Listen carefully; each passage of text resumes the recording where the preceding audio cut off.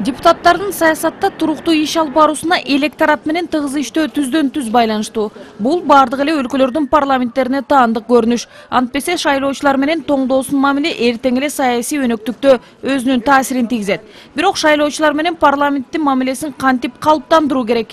Much of its practices has migrated to many parliaments around the world. Маселен, АКШнын конгресси менен шайлоочулардын ортосунда мамилени түзүүгө кеминде 30 жыл кетиптир. Кыргызстандагы Улуттук демократиялык институттун башчысы Скотт Кириндин айтымында сурамжылоо жүргүзгөндө америкалыктардын 27% парламенттин ишин колдой турганын билдирген. Улуу Британияда да шайлоочулар менен мамиле курууда жакшы жолго коюлган.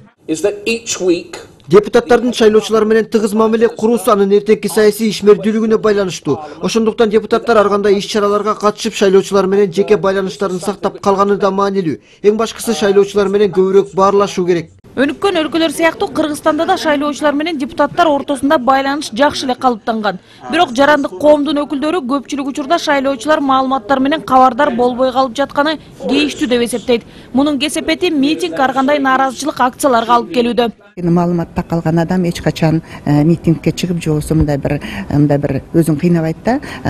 Так түшүнүк болгондон кийин ошол түшүнүктү да эл колдойт жана парламентке көз караш өзгөрүлөт жакшы жагынанчы. Эл өкүлдөрү жарандык коомдун айткандарына макул эмес. Себеби көпчүлүк депутаттардын жерлерде коомдук кабылдамалары ачылып иштеп жатат. Ошол эле маалда иш күндөрүнүн биринде алар шайлоочуларды кабыл алып, алардын өтүнүчтөрү менен иш алып барат. Эл өкүлдөрүнүн айтымында көп учурда шайлоочулар парламентке тиешеси жок көйгөйлөр менен кайрылат. Жогорку кеңешке бүт болгон арыз-мундар менен кайрылат да. Бул экономикалык маселелер, социалдык маселелер, жада калса үй бүлөдө ызычуу боло турган болсо, же жеке менчиктик маселеси ызычуу болгон турган болсо, ошо менен иштегенге аракет кылабыз. Элдин наразычылыгын же уюштурулуп жаткан пикет жана ар түрдүү акциялардын болуп жаткандыгы бул парламентке түздөн түз же парламентке наразычылыктан болуп атат деп айта албайм.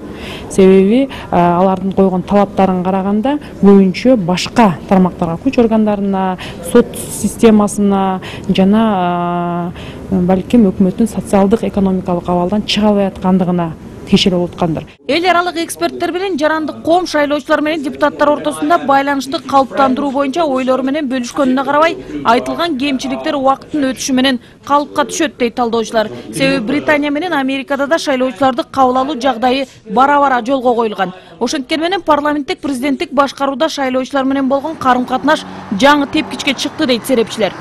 Нургүл Жумабекова, Алмаз Кариев, Коомдук биринчи канал.